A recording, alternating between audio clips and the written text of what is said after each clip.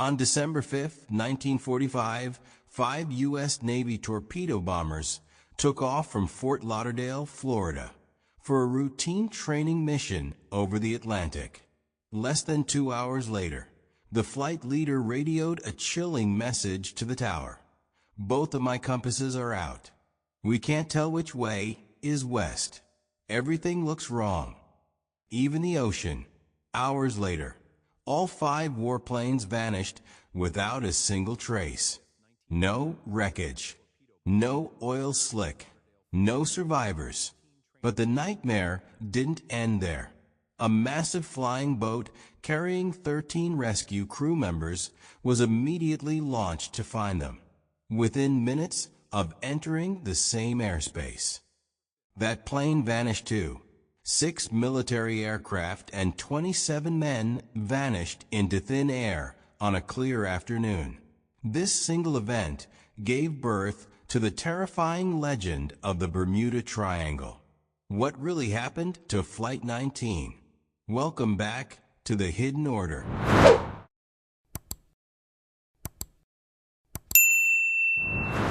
The mission was officially designated Problem Navigation Number 1. It was meant to be a routine 3-hour combat exercise.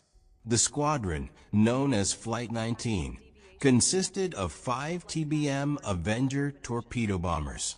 These aircraft were state-of-the-art military machines, heavy, highly durable, and designed specifically to withstand harsh emergency landings on ocean water.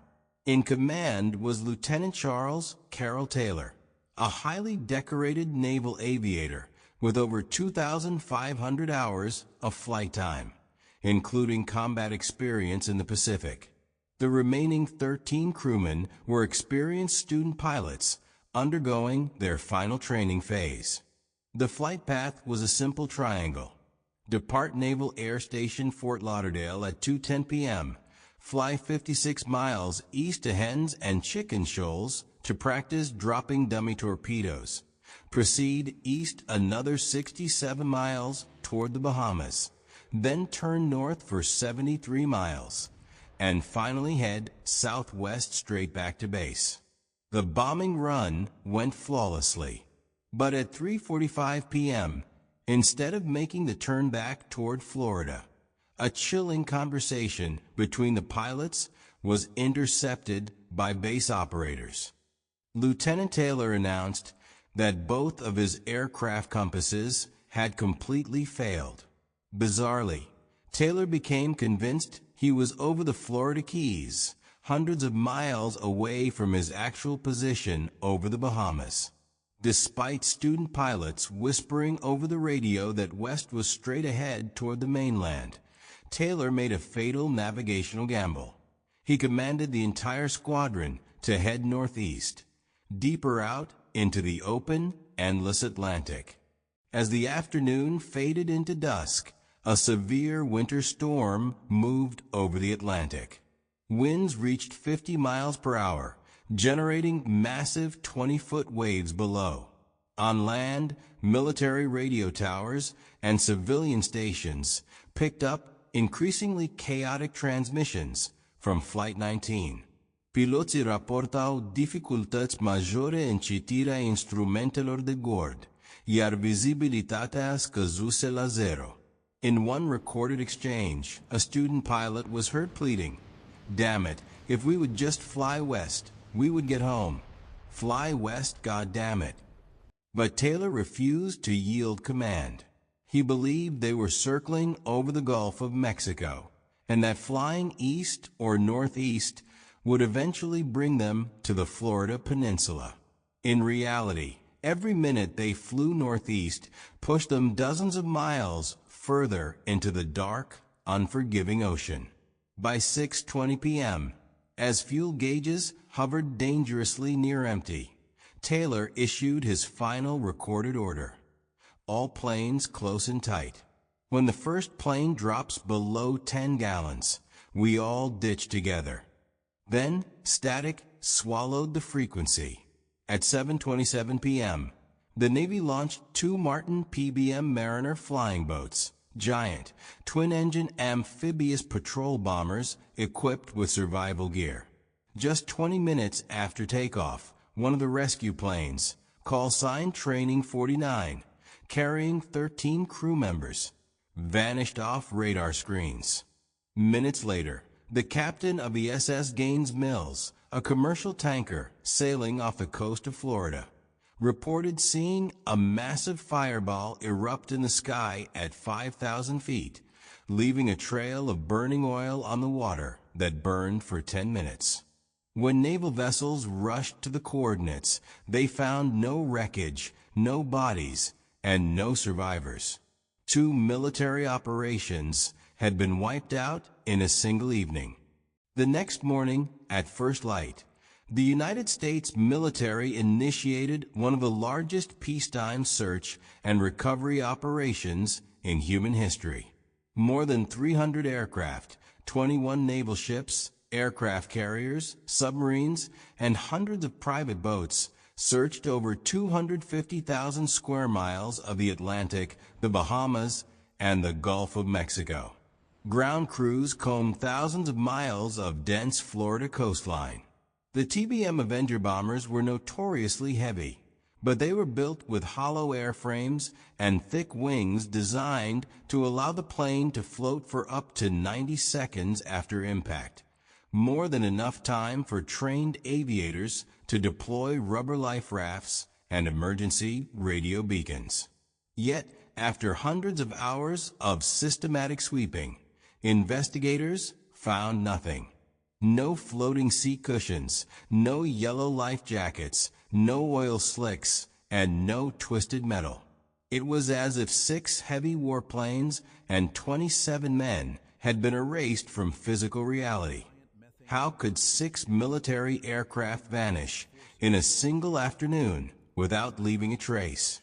Over the decades, researchers and scientists have proposed 4 distinct theories. Theory 1. Extreme spatial disorientation and severe human error. The official Navy Board of Inquiry initially blamed Lieutenant Taylor for operational negligence. Investigators believe Taylor's history of getting lost during combat missions in the Pacific repeated itself, combined with faulty compasses and the stress of a dark ocean storm. The squadron simply flew out into the deep Atlantic until their fuel ran out, plunging into 5,000-foot deep waters where wreckage would sink instantly to the abyssal floor. Theory 2. Eruptions of subterranean methane hydrate gas. Oceanographers discovered massive reserves of frozen methane trapped beneath the seafloor of the Bermuda Triangle. If a seismic shift releases a giant bubble of methane gas, it rapidly expands as it rises. When it hits the surface, it drastically reduces water density, causing ships to sink like stones in seconds. Furthermore, when this highly flammable gas rises into the atmosphere, it can starve airplane engines of oxygen, causing instant engine failure or mid-air explosions, which could explain the sudden destruction of the Mariner rescue plane. Theory 3. Localized geomagnetic anomalies and electronic fog. For centuries, sailors, including Christopher Columbus in 1492, reported erratic compass behavior in this region. The Bermuda Triangle is one of only 2 places on Earth where true north and magnetic north align perfectly, causing severe navigation errors if uncorrected. Some researchers propose that localized electromagnetic disruptions create electronic fog that blinds avionics and blinds pilots. Theory 4. Non-human abduction and temporal distortions. The bizarre nature of the vanishing captured the public imagination. Authors like Charles Berlitz and filmmakers like Steven Spielberg in Close Encounters of the Third Kind popularized the idea that Flight 19 was intercepted by extraterrestrial forces or pulled into a space-time rift, sealing the Bermuda Triangle as the capital of global paranormal phenomena. Decades after that fateful December afternoon, deep-sea exploration teams continue to search the floor of the Atlantic Ocean. Over the years, several crashed Avenger bombers have been located off the coast of Florida, raising hopes that Flight 19 had finally been found, only for serial numbers to confirm they belonged to other separate training accidents. The 5 torpedo bombers of Flight 19 and the Martin Mariner rescue plane remain missing, somewhere beneath thousands of feet of dark Atlantic waters. 27 men lie preserved in eternal silence. Was Flight 19 the victim of a tragic chain of human error and bad weather? Or did they fly into a phenomenon science has yet to understand? Share your thoughts in the comments below. If you enjoyed this investigation, hit the like button and subscribe to The Hidden Order for more deep dives into the world's greatest unsolved mysteries.